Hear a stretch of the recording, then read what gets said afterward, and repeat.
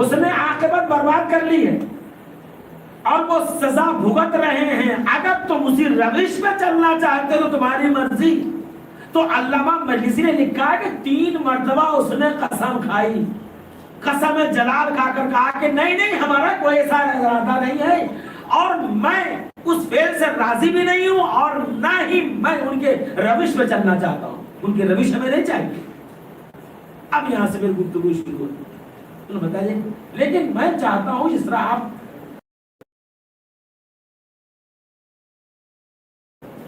اور بھی لوگ آتے ہیں ہمارے پاس مدینے میں, آپ بھی آئیے, آپ کو دنیاوی فائدہ ہم سے ضرور ملے گا. یہ بادشاہ جو بادشاہوں کا مزاج ہوا کرتا ہے بڑے لوگوں کا, کہ گویا کہ ایک تو امام کو درہم و دینار کی لالچ دے رہا تھا کہ آئیے لے یہاں سے لے جاتے ہیں, آپ بھی آئیے, آپ بھی فیضیاب ہوئیے, آپ بھی لے کے جائیے. اس کے بعد علامہ نے لکھا ہے کہ جیسے کہا کہ آپ آئیے ہم سے, آپ کو دنیاوی فائدہ ہی ہوگا اور ان کے ساتھ ارکان سلطنت بھی ہے, ظاہر بادشاہ ہے. فوراً ہی امام علیہ السلام نے اپنی ردا کو وہیں کے اوپر بچھا دی اور وہیں سے ایک مشت کنکڑی کو لیا جو ڈھیر کی شکل میں دوسری طرف ہے, اس کنکڑی کو لیا, اس ردا کے اوپر امام نے اس طرح سے ڈال اس کنکڑی اور کہا کہ ذرا آسمان طرف دیکھو. جتنے لوگ تھے وہ آسمان طرف دیکھنے لگے. دوہرا جو آج بھی تاریخ میں موجود ہے. علامہ مجلسی نے لکھا ہے کہ امام نے آسمان طرف دیکھا اور فرمایا اللہم ارے ہو حرمت اولیاء کا اندک, پروردگارا ان سب کو بتا دے کہ تیرے اولیاء کی حرمت کیا ہے, تمہارے نزدیک کیا ہے عظمت. جیسے کہ آرے ہو اس بادشاہ کو دکھا دے کہ تیرے اولیاء کی عظمت تیرے نزدیک کیا ہے. اتنا کہنا تھا, فوراً امام نے کہا ذرا ردا کی طرف. اب سب نے جب دیکھا وہ سنگریزے نہیں ہیں, گوہر آبدار ہو چکے ہیں.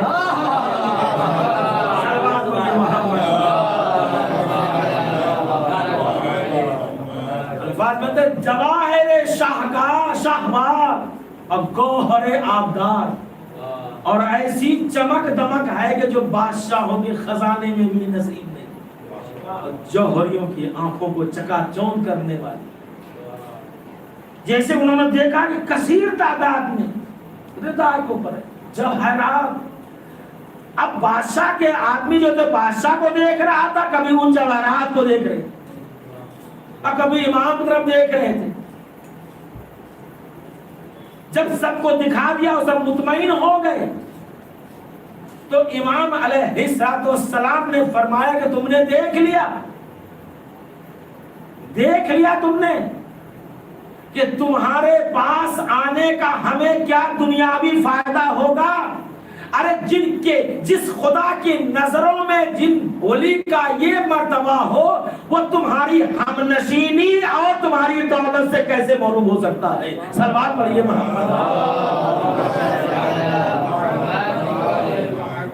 تمہارا مال نہ اسے فائدہ پہنچا گا, نہ تمہاری ہم نشینی انہیں فائدہ پہنچا. وہ چاہ رہا تھا کہ مدینے میرے پاس کیوں نہ آتے, گورنر کی حیثیت سے, بادشاہ کی حیثیت سے آیا کریں. دکھایا, دیکھ لیا. اس کے بعد امام علیہ السلام نے ردا کے گوشے کو پکڑا اور خود کھڑے ہو جاتے ہیں اور اسی ڈھیر کے اوپر جا کر کے ان جواہرات کو اسی طریقے سے جھاڑ دیا جس طرح ردا پہ ڈالے. اور جھاڑتے ہوئے یہ علامہ مجلسی لکھتے ہیں کہ جب جھاڑ رہے تھے ان جواہرات کو تو امام نے فرمایا کہ اللہم اے میرے معبود, یہ جو مرغوب کرنا چاہتے, جو لالچ دے رہے تھے, ان جواہرات کو اس کی اصلی حالت میں پلٹ دے, اس کی اصلی حالت میں پلٹ دے. لا حاجت اللہ, ہمیں تیرے فضل کرم کے آگے جو ہے ان چیزوں کی کوئی ضرورت نہیں ہے. صلوات پڑھیے محمد.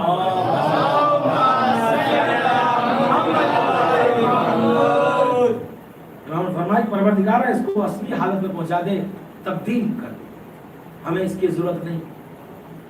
اور دیکھا کہ وہ جواہرات میں ڈالا, اس وقت تو اس اپنی شکل میں ہے, اس کے بعد پھر کسی نے دیکھا نہیں کہ وہ جواہرات گئے تو کہاں گئے. جو بادشاہ امام کے سامنے فخریہ الفاظ استعمال کر رہا تھا کہ آپ آئیے، آپ کو ہم سے دنیاوی فائدہ ملے گا، تو بڑا شرمندہ ہوا۔ پھر اس کے بعد امام سے یہ نہیں کہا، اور سمجھ گیا کہ اللہ کی نگاہ میں ایک ولی اور حجت خدا کا کیا مقام ہوتا ہے۔ اس کے بعد سے پھر جو ہے انہوں نے کبھی امام سے یہ خواہش نہیں کی کہ ہمارے پاس آپ دربار میں ملنے آیا دیجیے۔ اے سلوات پڑھیے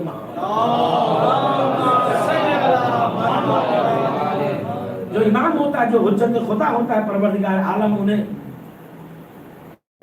اتنا معجزات ان کے ہوتے ہیں، اتنے معجزات ہوتا ہے، اتنا علم دیتا ہے خدا کہ تاکہ وہ دنیا والوں کے سامنے کبھی محتاج نہ ہو، دنیا ان کے محتاج ہو لیکن وہ کسی کو محتاج نہ ہو۔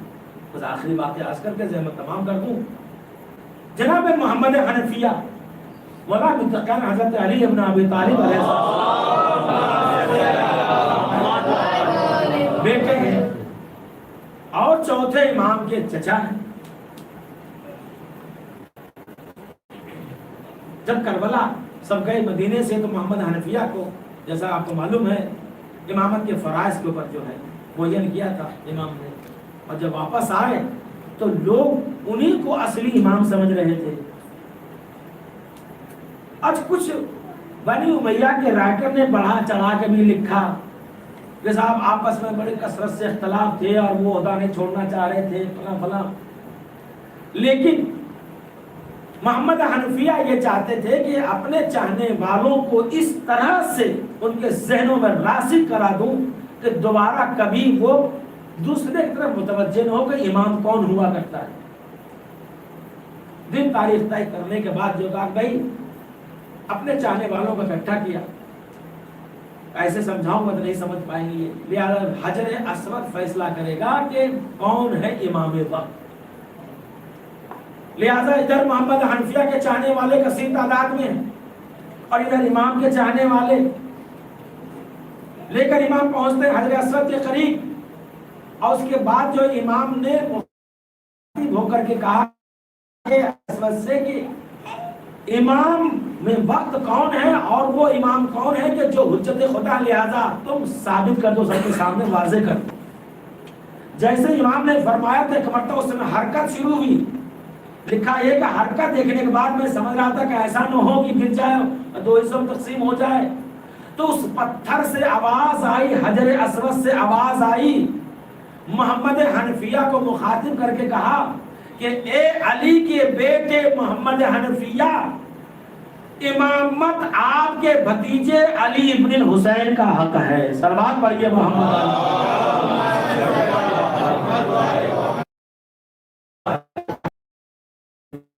محمد حنفیہ اپنے چاہنے والوں کو بتانا چاہ رہے کہ دیکھا آج یہاں واضح ہو گیا، پھر دوبارہ آپس میں اختلاف نہیں ہوا، اور کثرت سے اختلاف ہوتے، کچھ لوگ ادھر آ جائے کچھ ادھر آ جاتے، اختلاف ہوتا۔ امام نہیں چاہتے تھے اختلاف ہو، نہیں محمد حنفیہ چاہتے تھے، لہذا حجر اسود کے سامنے آیا اور فیصلہ ہو گیا حجر اسود کے سامنے کہ ہاں کون ہے امام وقت اور کون ہے حجت خدا۔